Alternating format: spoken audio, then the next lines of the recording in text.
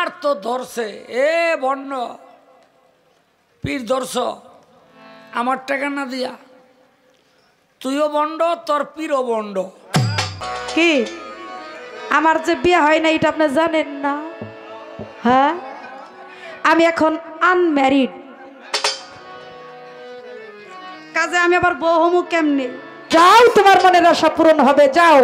আমি বড় পীর বলে দিছি তোমার মনের আশা পূরণ হবে, তোমার স্বামী আর তোমার কোনোদিন দুঃখ দিবে না, কষ্ট।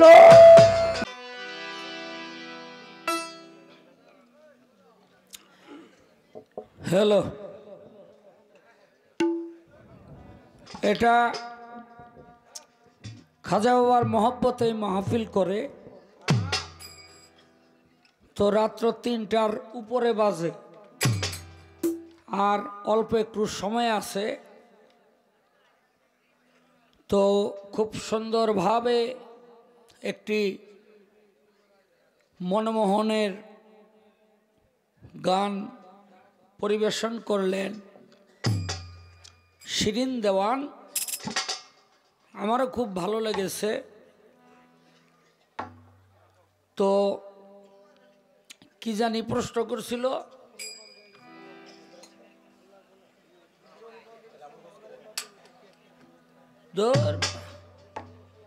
প্রশ্ন লাগেনি আমাকে।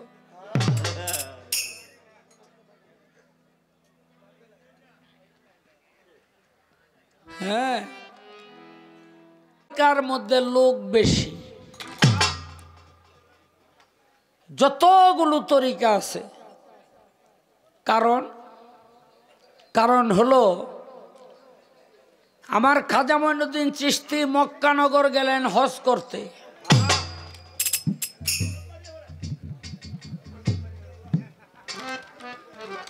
হ্যাঁ মুরব্বী, মক্কানগর গেলেন হজ করতে। হ্যালো, আপনি পাগল হয়ে গেলেন।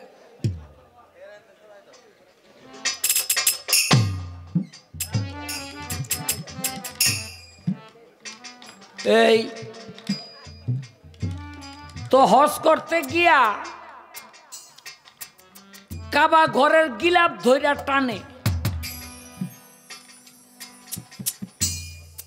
আল্লাহ কয় মঈনুদ্দিন আমার ঘরের কাপড় ধইরা টানো কেন?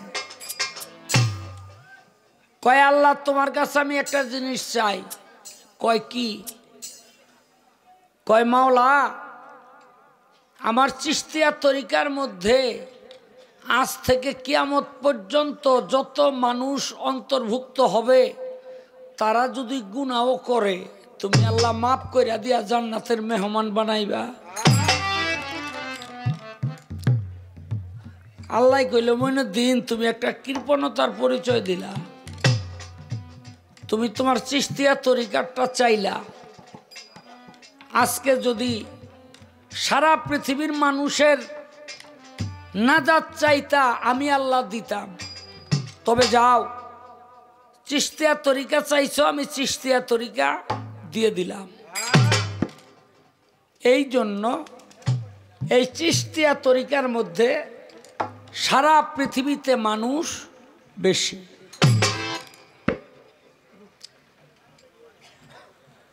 দেখেন খাজা বাবা রাস্তা দিয়া যায় আর খাজা বাবার এক ভক্ত, এই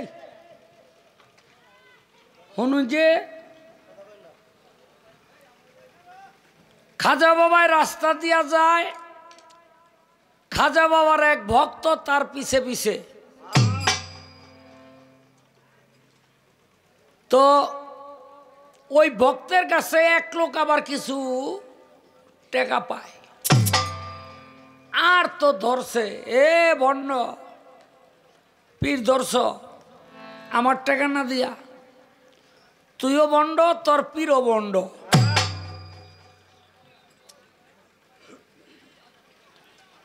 খাজা বাবা কয় কি হয়েছে? কয় আপনার এই ভক্তের কাছে টাকা পাই। কয় তা ওইছেটা কি? কয় দেয় না, 3 বছর ধরে ঘুরাইতেছে। কত এক কাম কর, একটা চাদর মাটির মধ্যে বিছায়া কয় আধ দে, যেই পরিমাণে তুই পাবি ওই পরিমাণ ধরবি, বেশি কিন্তু ধরিস না।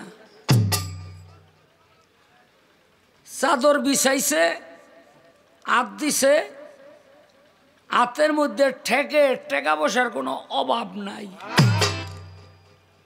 ওই পাওনাদারে কয় নিমু যখন কম নিমু কি আরে, থাপা দিয়া বেশি করে ধরছে, আর যেই টাকা বেশি ধরছে বেশি টাকায় ওরা হাত আটকাইয়া রাখছে, অনেক যে টানে বাইর করতে পারে না। খাজা বাবাই কয় কিরে বেশি ধরিয়া লাইছ? কয় হ বাবা, আমার টাকা নেওয়ানোর দরকার নাই বাবা, আমি মাফ করে দিলাম, এখন আমার হাত বাইর করার ব্যবস্থা করেন। খাজা বাবাই কয় হাত উঠাইছে। ওই বেড়ায় কয় বাবা এত ধনী আপনি, তো আপনি খরচ করেন না কেন? আমার খাজা বাবাই কয় বেটা, আমি যদি বেশি বেশি খরচ করি আমার ভক্তের টান পড়ে যাবে, আমার ভক্ত আশেক প্রেমিকের জন্য আমি বেশি বেশি খরচ করি না। এই সমস্ত কারণে এই চিশতিয়া তরিকার মধ্যে সবচেয়ে মানুষ বেশি। সারা পৃথিবীতে চিশতিয়া তরিকার মতো এত প্রচার, এত প্রসার, এত আশেক, এত প্রেমিক আর কোন তরিকার মধ্যে নাই। আরে এটা এরকম হডর হডর করতেছে কেন?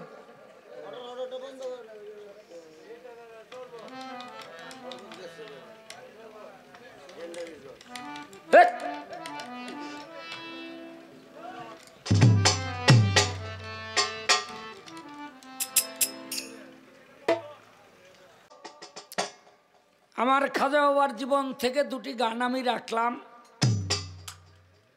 তো এইবার একটা নবীর গান গাইতে হইব, নাইলে যেমনে চাইছে।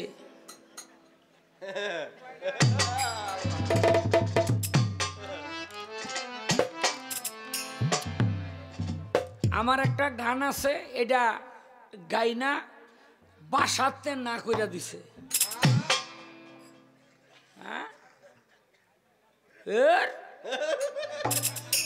বাসার থেকে না কইরা দিছে যে এই গান যদি আর মঞ্চে গাও তাইলে আর জীবনে তোমার ভাত বাইরে খাওয়াবো না। এই ভয়ে আছি, এজন্য আর এই গানটা গামু না। কোন গানটা এটা খালি আপনাকে একটু শুনাই। না না গাইয়াম না, এটা একটু শুনাইয়াম।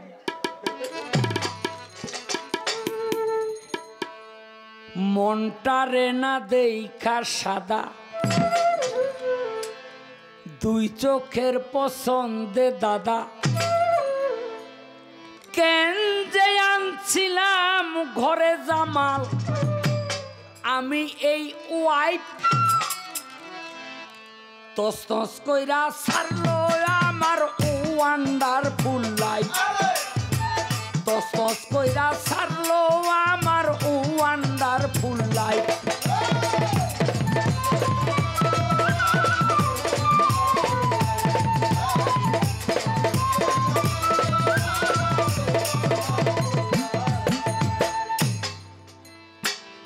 একলা ছিলাম, ভালো ছিলাম, আন্ডা খাইতাম ভুন্না,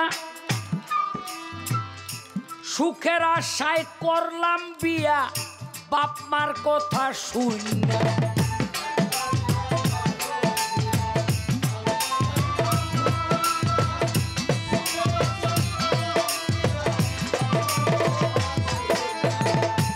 একলা ছিলাম, ভালো ছিলাম, আন্ডা খাইতাম, ডিম ডিম পয়সা খাইতাম ভুন্না,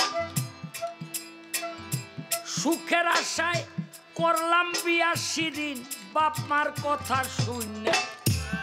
এখন সেই ভুনা আন্ডা পইরা থাকে হইয়া ঠান্ডা।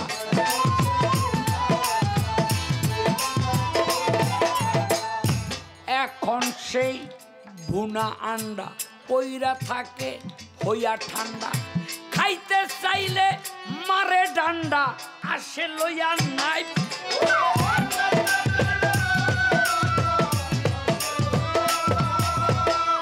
খাইতে চাইলে মারে ডান্ডা আসে লইয়া নাই।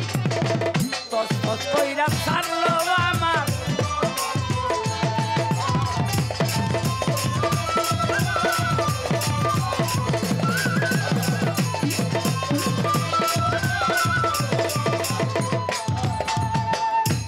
একলা ছিলাম ভালো ছিলাম বাদাম খাইতাম সুইল্লা। এখন শুধু মুখ নাড়াইলে ওয়াইফ থাকে ফুইল্লা।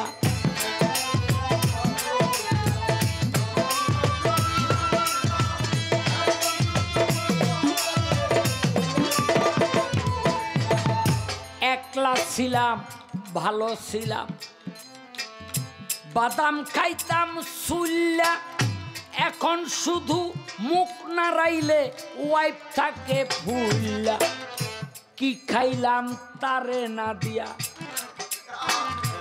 কাজ্যা করে এই সব নিয়া।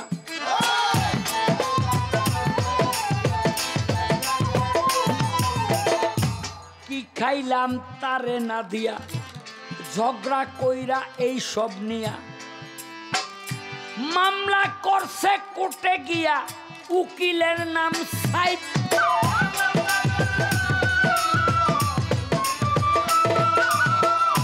মামলা করছে কোর্টে গিয়া উকিলের নাম সাইদ। দশ দশ কইরা ছাড়লো আমার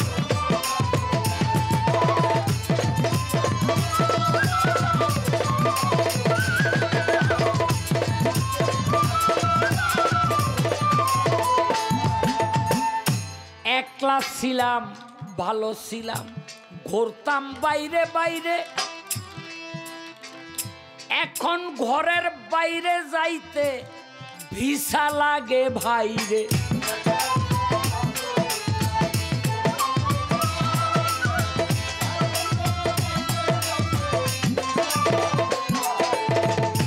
একলা ছিলাম ভালো ছিলাম ঘুরতাম বাইরে বাইরে। এখন ঘরের বাইরে যাইতে ভিসা লাগে ভাইরে। ভেবে কয়সায় আলম সরকার করুক হাজার জীবন সারখার।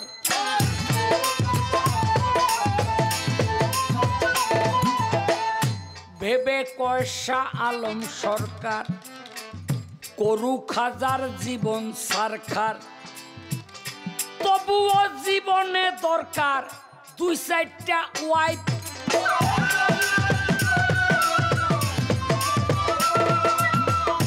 তবুও জীবনে দরকার দুই চারটা ওয়াইফ।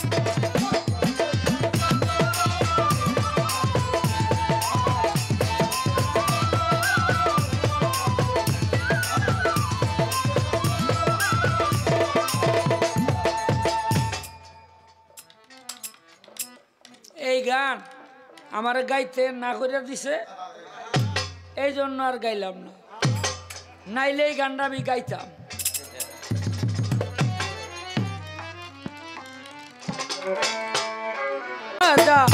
হিন্দের অলি কারিবন নেওয়াজ খাজা হিন্দের অলি।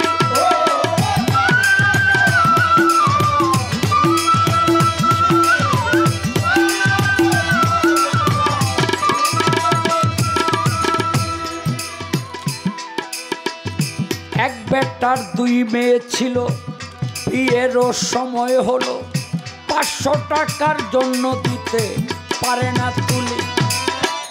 এক বেটার দুই মেয়ে ছিল, বিয়েরও সময় হলো, 500 টাকার জন্য দিতে পারে না তুলি। খাজা বাবার দরবারে হাত উঠাইয়া উপরে রইল পরে 500 টাকা উঠানো রইল মাত্র চলে গেল দিবারাত্র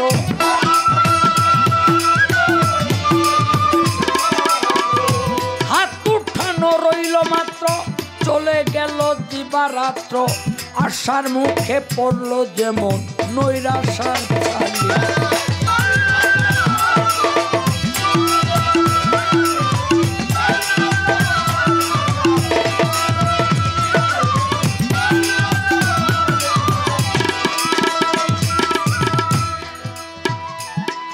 এবার ভণ্ড খাজা ভণ্ড বলে হাতে একটা চাবুক তুলে রওয়া জারু পরে মারলো 3টা বাড়ি ভণ্ড খাজা ভণ্ড বলে হাতে একটা চাবুক তুলে রওয়া জারু পরে মারলো 3টা বাড়ি রাগ হইয়া যায় চলে বসিল এক গাছের তলে আসিল এক পাগলে কম্বল ধারী পাগলায় কয় কেন বসে একা বেটাই বলে 500 টাকা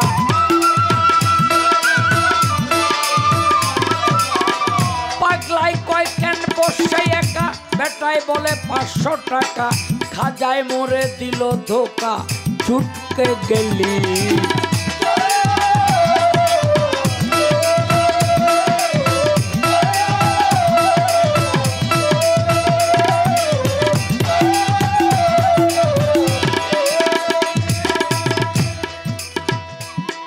এবার পাগলায় কয় পাবে না ধোকা ধরো ধরো 500 টাকা কম্বল হতে বাহির করে টাকার থলি পাগলায় কয় পাবে না ধোকা ধরো ধরো 500 টাকা কম্বল হতে বাহির করে টাকার থলি পাগলায় কয় মোর কথা নাও একটু 20 স্টেপ ফিরে যাও এই বলে কম্বল খানা ধরিল তুলি দেখে পিষ্টে 3টা বাড়ি তাজা রক্ত পরে ঝরি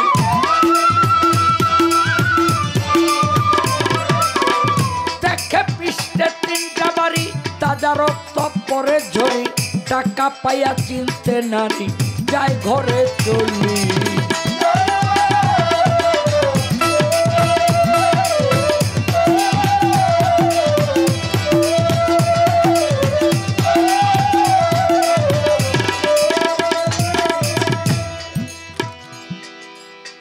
যে খাজারে চিনতে না রে থাকে খাজা তারি ধরে চিনিলে তারে দূরে রাখে ফেলি যে খাজারে চিনতে না রে থাকে খাজা তারি ধারে চিনিলে তারে দূরে রাখে ফেলি টাকা পাইয়া চলল সোজা চিনিল না হিন্দের রাজা পাগল রূপে দয়াল খাজা তোমারে ভুলি তেমনি আবুলের দশা পেয়ে না দুরসা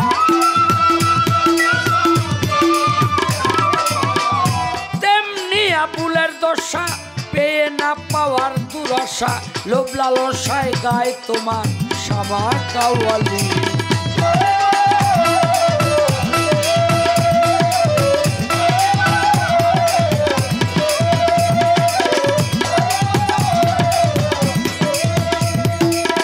গারিব নেওয়াস্তা ইন্দ্রলি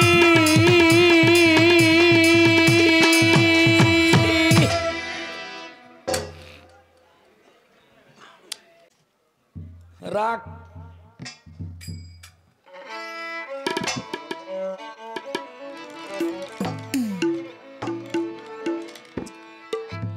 কোন রূপ কথা নয় কল্প রাজার নয় কোন ঠাকুমার ঝুলি গল্প বলি একটা গল্প বলি কোন রূপ কথা নয় কল্প রাজার নয় কোন ঠাকুমার ঝুলি গল্প বলি একটা গল্প বলি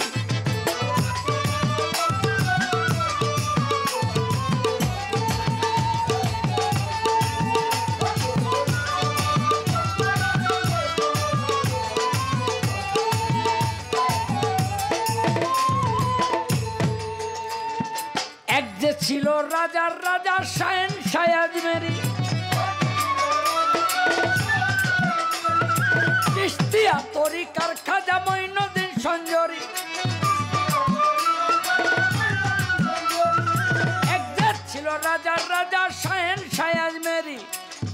চিস্তিয়া তরিকার খাজা মঈনুদ্দিন সঞ্জরি ছিল দরবারেতে, ছিল দরবারেতে, ছিল দরবারেতে, ছিল দরবারেতে। কাঁদতে কাঁদতে এলো এক রমণী, আইসা বলে খাজা বাবা আমি এক দুঃখিনী, আছে আমার কথা, আছে আমার কথা, মনের ব্যথা বলি আপনারে। একটি ছেলে দিল আমায় আল্লাহ পরওয়ারে, ছেলে হইল ঘরে, ছেলে হইল ঘরে, ধীরে ধীরে একটু বড় হলো। মন আনন্দে খেলা করতে ঘরের বাইরে গেল, ছেলে আর আইল না, ছেলে আর আইল না। মা কইল না দুঃখ আমার মনে, খুঁজিয়া না পাইলাম তারে শহর নগর গ্রামে। গেল 4টি বৎসর, গেল 4টি বৎসর, জলে অন্তর খবর তার হলো না। মাইদানের সন্তানের বেদন অন্য তো জানে নাই। আপনি আল্লাহর ওলি, আপনি আল্লাহর ওলি, দেন না বলি লইয়া আপনার চরণে।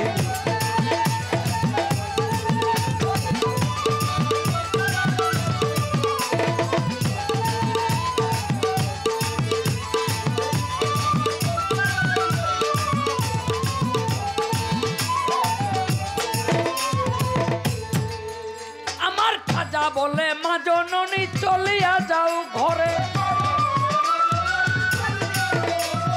তোমার ছেলে তোমার কোলে আসিবে না ফিরে। খাজা বলে মা জননী চলিয়া যাও ঘরে, তোমার ছেলে তোমার কোলে আসিবে না ফিরে। কথা শুনে, খাজার কথা শুনে, খাজার কথা শুনে, খাজার কথা শুনে যায় তখনে আপন ঘরে চলে। যাইয়া দেখে দরজায় তার দাঁড়াইয়াছে ছেলে, ছেলে ধরে গিয়া, ছেলে ধরে গিয়া হাত বাড়াইয়া বুকেতে জড়াইয়া কয় কেমন ছিলি, কোথায় ছিলি মায়েরে ফেলিয়া। ছেলে কয় তক্ষণা, ছেলে কয় তক্ষণা, শোনো গো মা পরে আমার মনে, আমারে ধরিয়া নিল দুষ্ট একটা জিনে, দিত খানা পিনা, দিত খানা পিনা, ছাড়িত না। শোনো মা জননী একটু আগের এক ঘটনা বলিব মায়, আমি দেখি একজনারে, দেখি একজনারে, কয় আমারে চক্ষু বন্ধ করি, এক কদম সামনে 12 তাই আসিলাম বাড়ি। তারে চিনতে নারী, তারে চিনতে নারী, দিয়া বাড়ি কই জানি গেল চলি।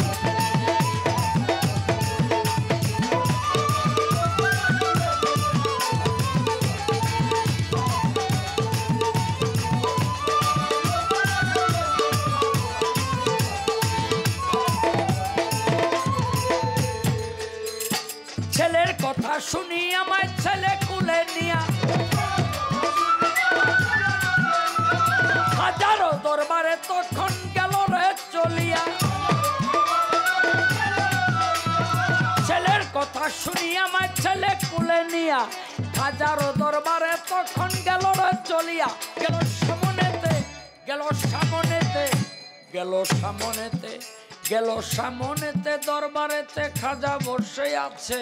খাজারে দেখিয়া ছেলে চমকিয়া উঠেছে, ছেলে ধরে কথা, ছেলে বলে কথা, শোনো মাতা এই ব্যক্তিরে চিনি, আমারে যে বাড়ি আনলো সেই ব্যক্তি ইনি। গিয়ায় আমার ধারে, গিয়ায় আমার ধারে কয় আমারে চক্ষু বন্ধ করি, এক কদম সামনে 12 তাই আসিলাম বাড়ি। ও সে ব্যক্তি ইনি, ও সে ব্যক্তি ইনি, তারে চিনি যাহার উসিলাতে আমারে পেয়েছ মাগো তোমারও বুকেতে। তখন ছেলে আর মায়, তখন ছেলে আর মায় চরণ দুলার সহবত দানে ধন্য হয়ে চলে গেল মা ছেলে দুজনে। ভেবে কয় আবুলে, ভেবে কয় আবুলে, নিদান কালে আমারে নিয়ত।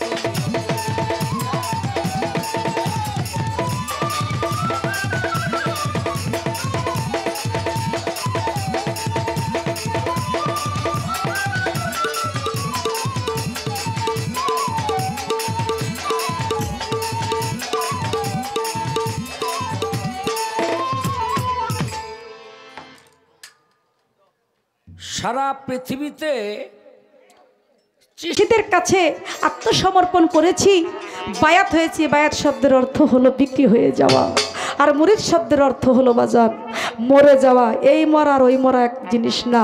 মুরিদ শব্দের অর্থ মরা মানে জিন্দা মরা। আমরা মুর্শিদের কাছে মুরিদ হয়েছি, সেই মুর্শিদ আমার অসুস্থ হয়ে গেছে, তার পেশাব নিয়ে কবিরাজের বাড়ি যাচ্ছি, আমার মুর্শিদের কি হয়েছে? বলে তোমার মুর্শিদের নাম কি?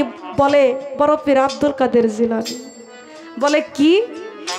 যেই বড় পীর আব্দুল কাদের জিলানীর প্রস্রাব দিয়ে এত সুগ্রাণ, তাহলে এই ব্যক্তি কত বড় গুণী হইলে তার প্রস্রাব দিয়ে এত সুগ্রাণ বের হইতে পারে।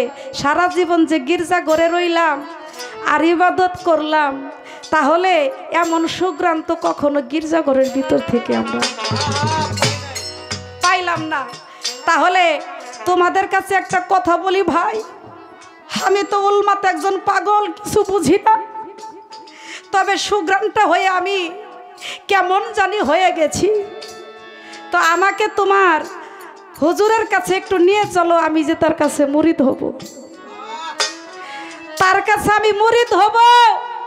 যেই ব্যক্তির পেশাব দিয়ে এত সুগ্রাণ বের হয়, ওই ব্যক্তির সঙ্গ যদি আমি করতে পারি, তাহলে মানব জীবনটা আমার ধন্য হয়ে যাবে।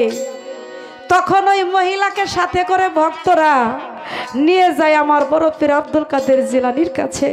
আমার বড় পীর আব্দুল কাদের জিলানীর কাছে যেয়ে ওই ব্যক্তি মুরিদ হয়, মানে ওই পাগল যখন মুরিদ হয়, ওই পাগলের সাথে সাথে ওই গির্জা ঘরের মধ্যে 400 খ্রিস্টান ছিল। তারা এই ঘটনা শুনে ওই বড় পীর আব্দুল কাদের জিলানীর কাছে যায়, একসাথে মহিলার সাথে সাথে 400 খ্রিস্টান যায় মুসলমান হইয়া মুরিদ হয়ে যায়। বলেন সুবহানাল্লাহ।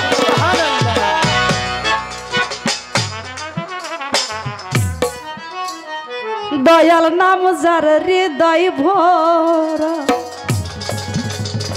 তার ভরা কে যাই রে মরা। কি কথা ঠিক আছে না?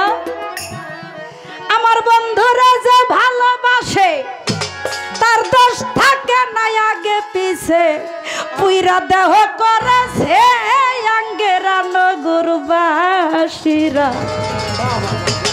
যে পুইরাছে গৌর প্রেমের পুরা,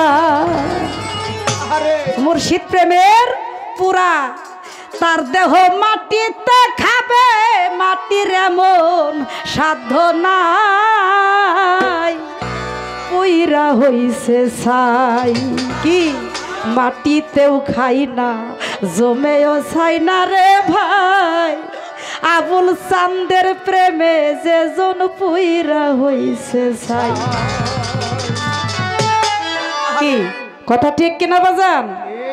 তো বড় পীর আব্দুল কাদের জিলানীর প্রেমে যারা পইরা গেছে, তার দেহ মাটিতে খাবে, মাটির এমন সাধ্য নাই, মুর্শিদের প্রেমের আগুনে যে পুরে হয়ে গেছে ছাই। দোজকের আগুনও ভয় পায় তারে, কারণ ওই দোজকের আগুনের থেকেও সে কঠিনতম আগুন দিয়ে পুরে ছাই হয়ে গেছে। এই জন্য বলছে দোজকের আগুনও তাকে স্পর্শ করতে পারে না। এ ভাই ঘুমান কেন? এ ভাই ঘুমাইতেছেন কেন ভাই? কাজের কথা শুনেন, আলতু ফালতু কথা বলার সময় নাই। কাজেই হচ্ছে ভালো কথা বলবো, কোন কথাই যে ইবাদতে গণ্য হবে নিজেই জানি না ভাই। এই জিটকার দেওয়ান রশিদ চিশতি বলেছে, ঘুমাইলে পড়বি ফেরে হারামি মন ষোলোয়ানা, ঘুমাইলে পড়বি ফেরে হারামি মন ষোলোয়ানা, থেকো মন সচেতন জ্ঞান নয়নে ঘুমায় না,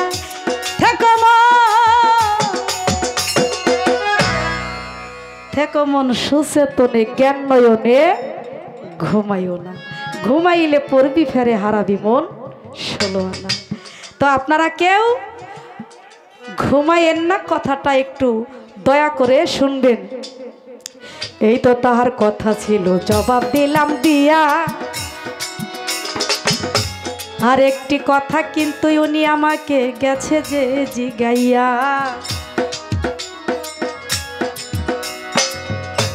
শাহ আলম ভাই বলছে আমাকে,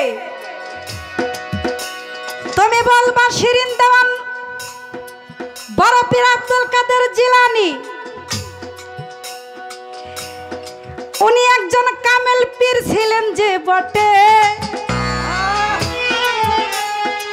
যার পা থাকবে ছিল এবং আজও পর্যন্ত আছে সকল পীরের কাঁধে,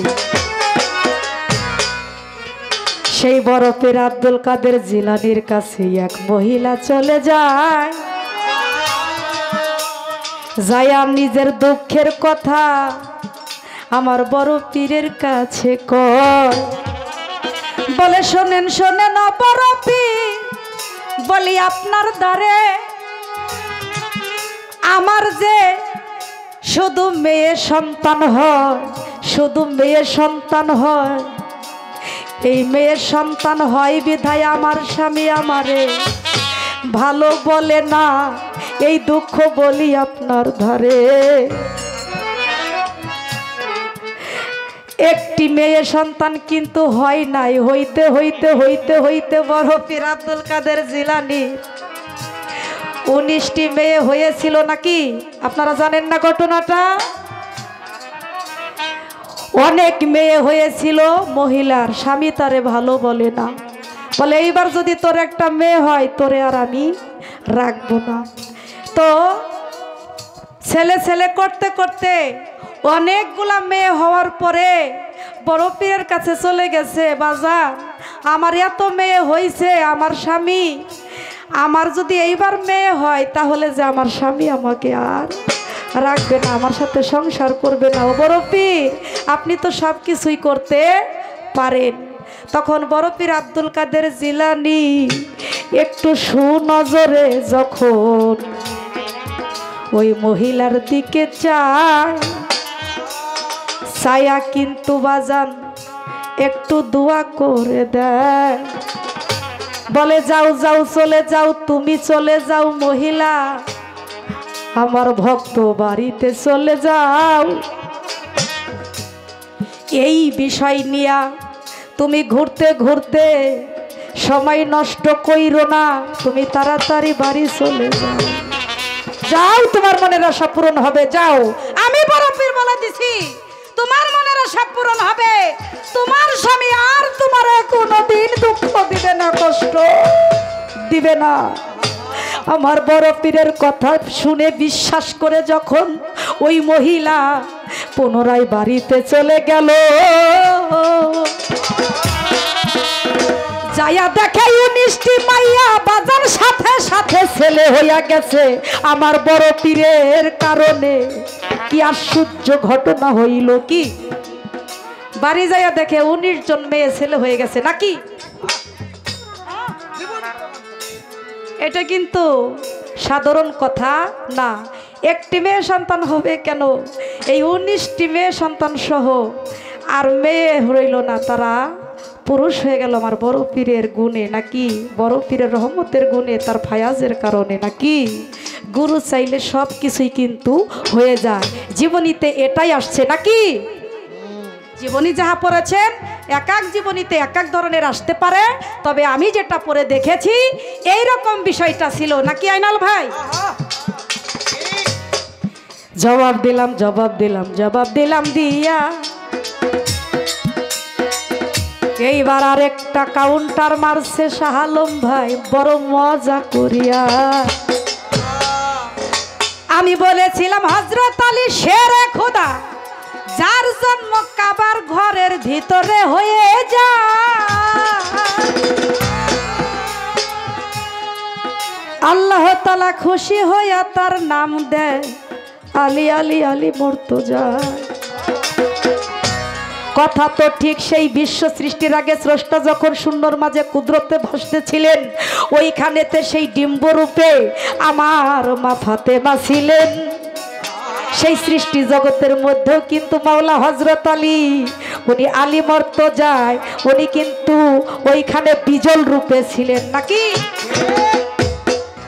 কুসুম রূপে ছিলেন আমার নবী মুস্তাফায়, আত্মারূপে ছিলেন আমার নিজেই আল্লাহ। সেখানেতে হাসান হোসেন কানের বালি ছিল সৃষ্টি জগতে সবাই জানেন ভাই।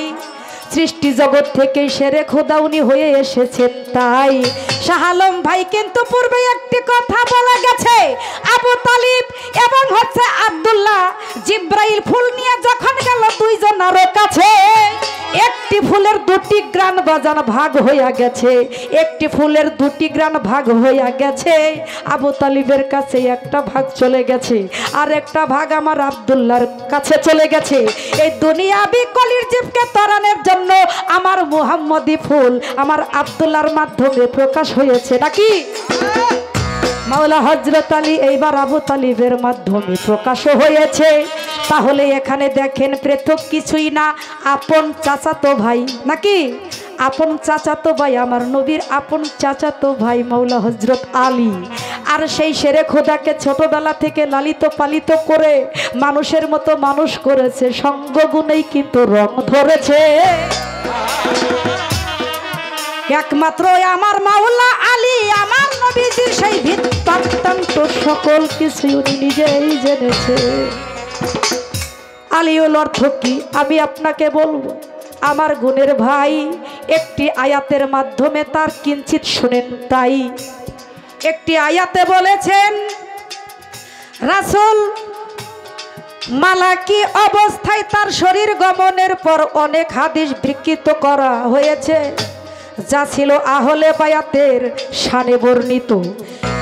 এই আহলে বায়াতের শানে বর্ণিত হাদিসটির মধ্যে আমার রাসূল বলেছেন, আন্না আলিউল মাওলাল মুমিনিন, আন্না আলিউল মাওলাল মুমিনিন। এর অর্থ হচ্ছে মাওলা হযরত আলী হলেন মুমিনদের প্রভু। এটার অর্থ হলো মাওলা হযরত আলী হলেন মুমিনদের প্রভু। আলিউল মাওলাল মুমিনিন মানে মুমিনদের প্রভু মাওলা হযরত আলী। এই কথা সূরা মায়েদার 67 নং আয়াতের মাধ্যমে এইটা প্রমাণ করেছে মাওলা হযরত আলী শুধু উনি মুমিনদেরই প্রভু না, উনি শেরে খোদা। আলী করিমুল্লাহ ওয়াজহু, ওয়াজহু শব্দের অর্থ হলো আল্লাহর রূপ। এ ভাই বুঝেননি কথাটা? বোঝা যায়নি? ওয়াজহু শব্দের অর্থ হলো উনি আল্লাহর রূপ, আর বেশি কিছু বললাম না নাকি? আল্লাহর নিজের রূপ। তাহলে আলিউল মানেই হচ্ছে প্রভু, বুঝে নিন।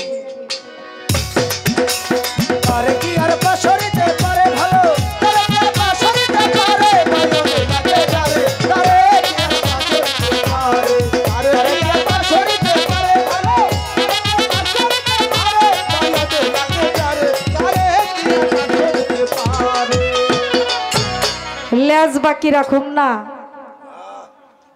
লেঞ্জার বাকি রাখুম না। দরুদ শরীফ শোনাই, শুনেন মন দিয়া। আল্লাহুম্মা সাল্লি আলা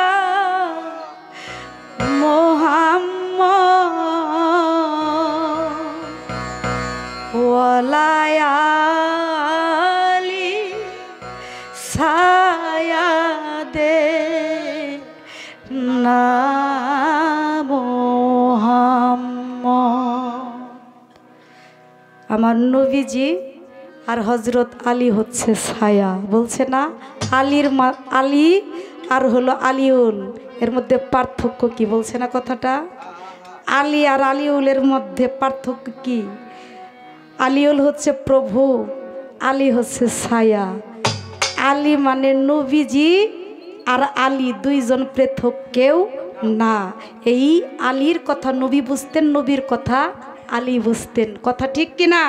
এই জন্য বলেছে মান কুনতু মাওলাহু ফাহাজা আলিউন, আমি যার মৌলা আলীও তার মৌলা। ওই যে গানাই তো বলছে, আল্লাহ আলী নবী আলী তনে পাঞ্জা হায়দারি, আমি যার মৌলা আলী তার মৌলা, বলছেন রাসূল শুরু করি।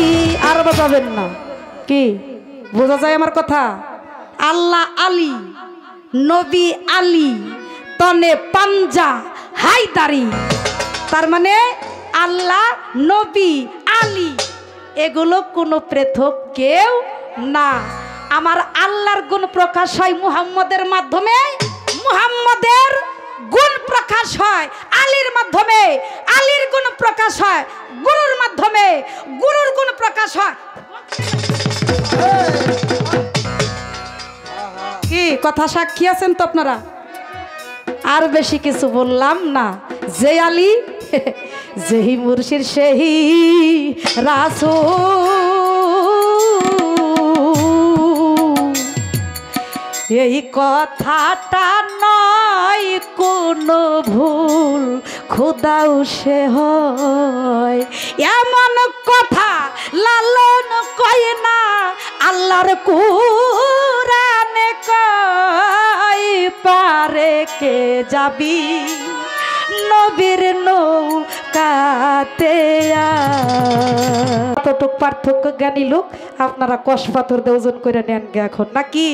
পাক মানে পবিত্র, তন মানে দেহ, নবী, মা ফাতেমা, হযরত আলী, ইমাম হাসান হোসেন, এই পাঁচটা আত্মা যে একটা আত্মায় পরিণত হয়েছে, বাকি চারজন নবীজির আত্মা সহ এই হলো পাঁচজন। এই পাঁচটা আত্মা মিলে একটা দেহ মানে তন মানে দেহ, পাক মানে পবিত্র, তন মানে দেহ, পাঁচটা রুহুই হচ্ছে একটা রুহু, পাঁচটা আত্মাই হচ্ছে একটা। এখানে দেখেন কে কোনো ব্যবধান।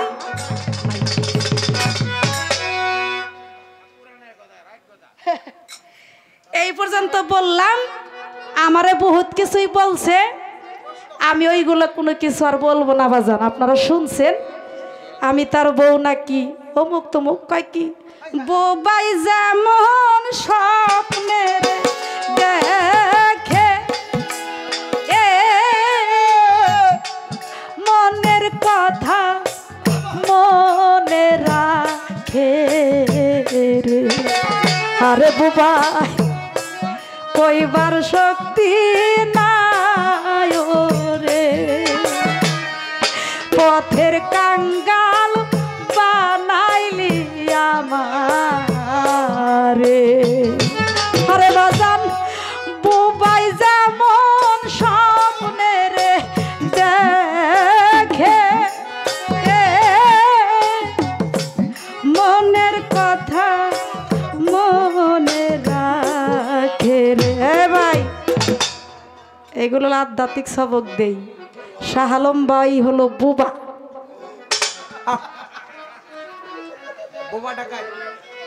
বুঝেন না? আমার কথার অর্থ তো আপনারাই বুঝবেন, আপনারা জ্ঞানের সাগর না।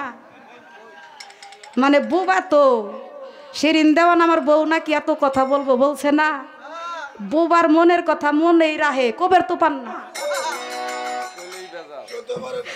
কারণ এইটা দেখার জিনিস, এইটা দেখার জিনিস দেখেই যাবেন, কিন্তু উহা পান করতে পারবেন না। এই জন্য এই সমাজে আপনি তাহা বলতে পারবেন না, কারণ আপনি যদি এটা বলতে যান, আপনার বাড়িওয়ালি যদি শুনে, তাইলে কি করব জানেন? হ্যাঁ, এত জ্ঞান বুদ্ধি পাইয়া স্বাধীনতা লইয়া তবে কেন মানুষ তুমি হইছে গুনাহগার? এত জ্ঞান বুদ্ধি পাইয়া স্বাধীনতা লইয়া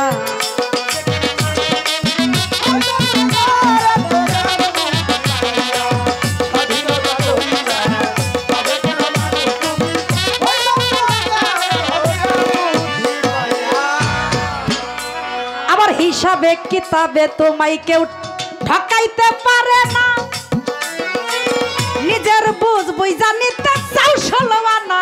আবার হিসাবে কিতাবে তোমার ঠকাইতে পারে না,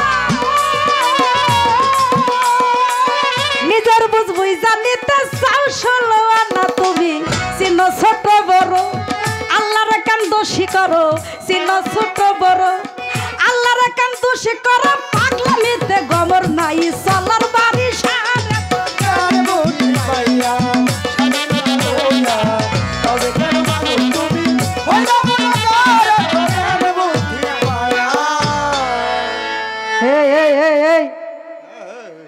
পাগলামিতে গমন নাই চলার বাড়ি সার। কি কথা ঠিক কিনা? এই পর্যন্ত সিগনাল দিলাম, বুঝছেন? এই সিগন্যালটা আপনি মনে রাখেন, হ্যাঁ, যারে তারে যা খুশি তাই কর। আমার তো বিয়েই হয় নাই এখনো, আমি আবার বউ কেমনে? কি আমার যে বিয়ে হয় না এটা আপনি জানেন না? হ্যাঁ, আমি এখন আনম্যারিড, কাজে আমি আবার বউ হমু কেমনে? ওই যে তারে কি আর পাশরিতে পারে, তারে কি আর পাশরিতে পারে, নয়নে লাগে যারে, তারে কি আর পাশরিতে পাশে। নয়নে নয়ন দিয়া তারেই দেখে, আমারে যদি কেউ নয়ন দিয়া নয়নের বিচার করতে পারে, হ্যাঁ আমার জামাই হইব। কে ভাই খুশি হন নাই আপনারা? ওই যে জোর করে কেউ বুঝতে গেলে তার ঘাটে মরণ জ্বালা, জোর করে কেউ বুঝতে গেলে তার ঘাটে মরণ জ্বালা, কেউ বুঝিতে পারে না মূর্তির মুর্শিদের খেলা, আমার আবুল চাঁদের খেলা।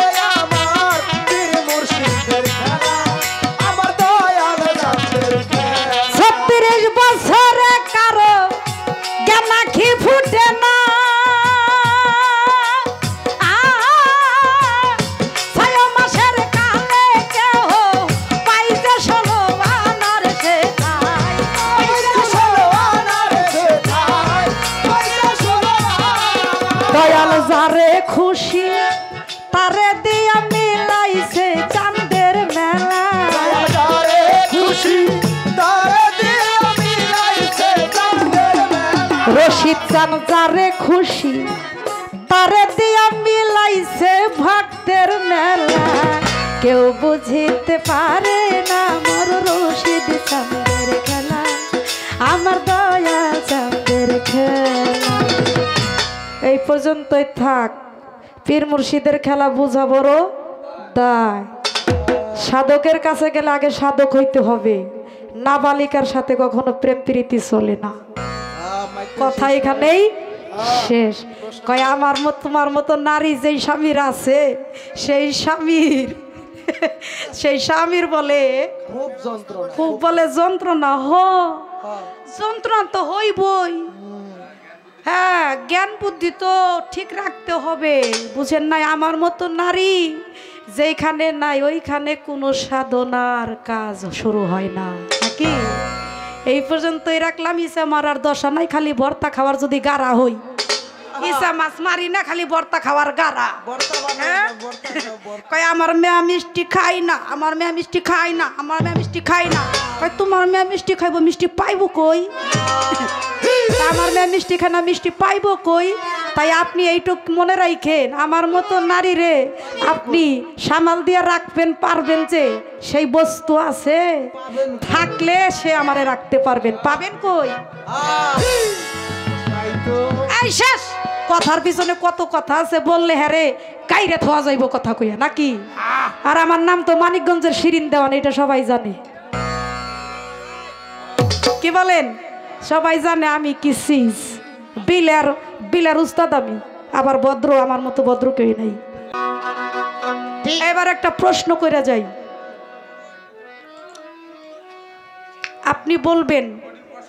কঠিন প্রশ্ন করব তো এখন। এক ব্যক্তি মাওলা হজরত আলীকে এবং হজরত ওমরকে সাক্ষী রেখে কিছু বেলায়েতের প্রশ্ন করলেন। এই জবাবটা তিনি দিয়ে দিলেন। দিয়ে দেওয়ার পর ওই ব্যক্তি প্রশ্নের উত্তর শুনে খুব খুশি হয়ে গেল। বলে, মাওলা হজরত আলী তুমি কুরআনুল করিমে খুব জ্ঞান রাখো।